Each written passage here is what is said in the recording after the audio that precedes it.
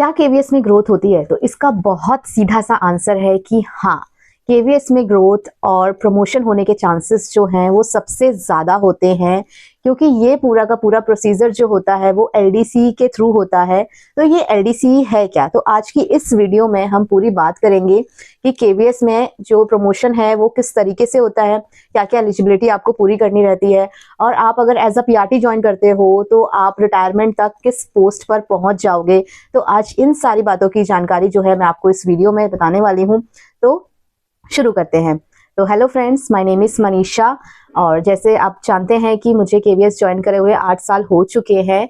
तो आज की ये वीडियो काफी ज्यादा इन्फॉर्मेटिव होने वाली है, तो आप इसे बिल्कुल लास्ट तक देखिएगा।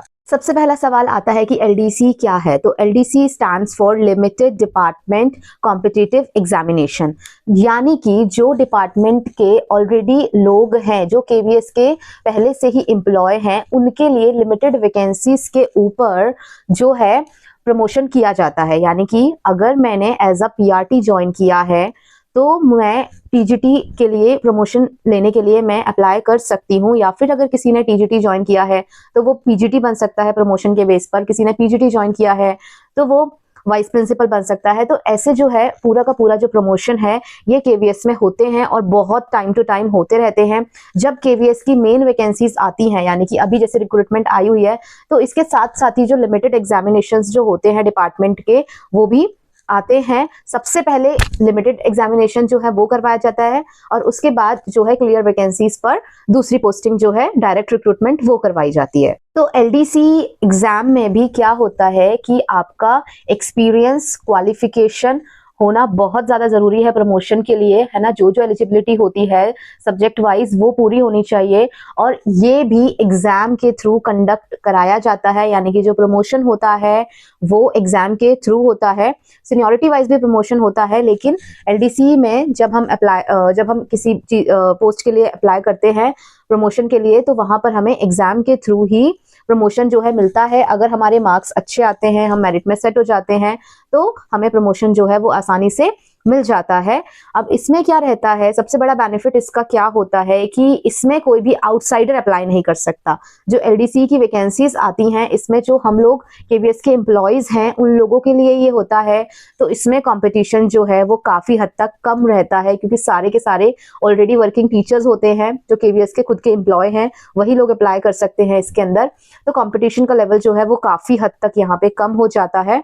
अब ये वर्क कैसे करता है ये भी हम देख लेते हैं। मानिए अगर केवीएस 100% वैकेंसीज जो है वो रिलीज करता है, तो केवीएस की 100% वैकेंसीज में वो 77% जो है वो डायरेक्ट रिक्रूटमेंट के थ्रू जो है अपने एम्प्लॉयज डिसाइड करेगा, और जो 33% है वो रहेगा डिपार्टमेंटल प्रमोशन के लिए। यानी कि वो केवीएस के खुद के एम्प्लॉयज के लिए वो बचा के उतनी वैकेंसीज रखता है, और 77% जो है वो डायरेक्ट रिक्रूटमेंट में निकाल देता है। तो ये इस तरीके से काम करता है। अब हम देखेंगे कि हम एलिजिबल जो है वो कब होते हैं। अगर हमने एज अ पीआरटी ज्वाइन किया है तो 5 साल अगर आपकी सर्विस रेगुलर रहती है तो आप एज अ टीजीटी प्रमोशन के लिए बिल्कुल अप्लाई कर सकते हो, अगर आपके पास क्वालिफिकेशन है ना। और उसके बाद अगर आपके पास सीटेट पेपर 2 है और सब्जेक्ट कॉम्बिनेशन आपका बिल्कुल ठीक रहता है, जिस सब्जेक्ट के आप टीचर बनना चाहते हो एज अ टीजीटी, तो आपको प्रमोशन जो है उसमें अप्लाई करने के लिए मिल जाएगा। और टीजीटी बनने के बाद आप 3 साल के अंदर अंदर पीजीटी के लिए अप्लाई कर सकते हो। ऐसा बिल्कुल भी नहीं होता कि आपने पीआरटी ज्वाइन करा है और आपके पास पीजीटी लेवल की अगर क्वालिफिकेशन है तो आप टीजीटी छोड़ के पीजीटी बन जाएंगे, तो ऐसा बिल्कुल भी पॉसिबल नहीं है। डिपार्टमेंटल प्रमोशन का एक रूल है कि स्टेप वाइज स्टेप जो है हम ऊपर जाते हैं। तो अगर आपने पीआरटी ज्वाइन किया है तो आप पहले टीजीटी बनेंगे, पीजीटी नहीं बनेंगे, और जिन्होंने टीजीटी ज्वाइन किया है वो पीजीटी के लिए अप्लाई कर सकते हैं। अगर आप पीजीटी हैं तो आप विद इन 5 ईयर्स 5 साल के अंदर अंदर आप वाइस प्रिंसिपल पोस्ट के लिए अप्लाई कर सकते हैं। और अगर आप वाइस प्रिंसिपल बन जाते हैं, यानी कि जो हमारी वाइस प्रिंसिपल वाली पोस्ट है, एचएम वाली पोस्ट है, ये एडमिनिस्ट्रेटिव पोस्ट रहती है, तो एचएम बनने के लिए भी आप 5 साल के अंदर अंदर अप्लाई कर सकते हो। लेकिन उसमें इस बार से एक क्राइटेरिया लगा दिया गया है कि आपकी एज जो है वो 35 ईयर्स से ऊपर जो है वो होनी चाहिए, और सीटेट पेपर 1 आपके पास होना चाहिए। किसके लिए? एचएम बनने के लिए। यानी कि आप हेड मिस्ट्रेस या हेड मास्टर जो है वो भी बन सकते हो अपने पीआरटी की सर्विस में रहकर। 5 साल आप कंप्लीट कर लीजिए और साथ ही साथ अगर आपकी एज उसके अकॉर्डिंग फिट रहती है, 35 ईयर्स से अबव आपकी एज रहती है, तो आप बहुत जल्दी एचएम बन सकते हैं एग्जाम देकर।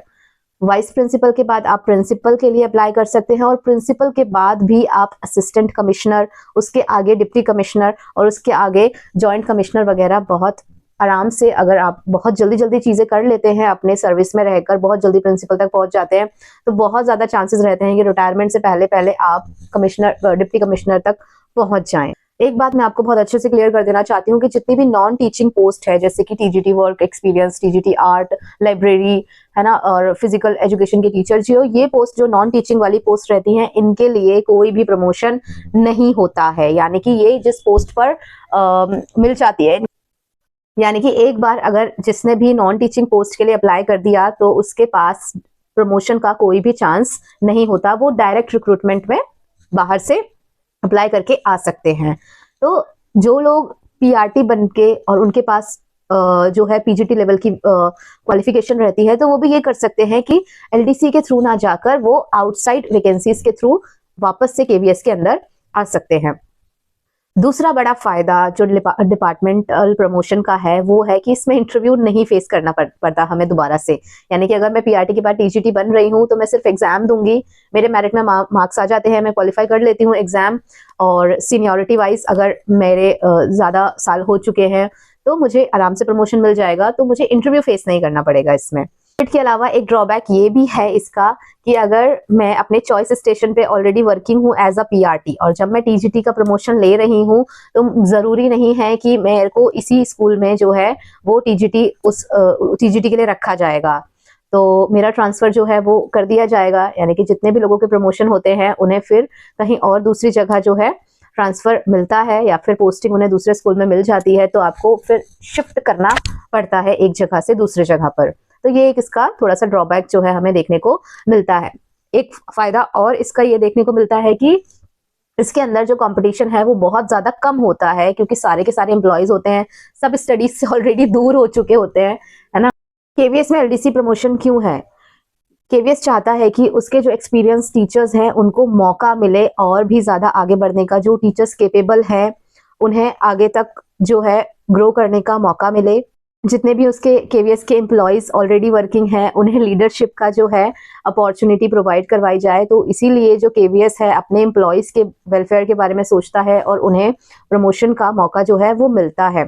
पीआरटी से एचएम के लिए एक और रहता है, सीनियरिटी वाइज प्रमोशन भी होता है। यानी कि अगर आपकी सर्विस को बहुत ज्यादा समय हो गया है और अभी तक आप रिटायर नहीं हुए हो, तो एक टाइम ऐसा आता है जब आपको विदाउट एग्जाम ही पीआरटी से एचएम प्रमोट कर दिया जाता है सीनियरिटी वाइज। तो ये भी एक एडमिनिस्ट्रेटिव पोस्ट रहती है आपकी, लेकिन बाकी जितनी भी वाइस प्रिंसिपल, प्रिंसिपल, ये सब पोस्ट हैं, इसके लिए आपको एग्जाम देकर ही ऊपर जाना पड़ेगा।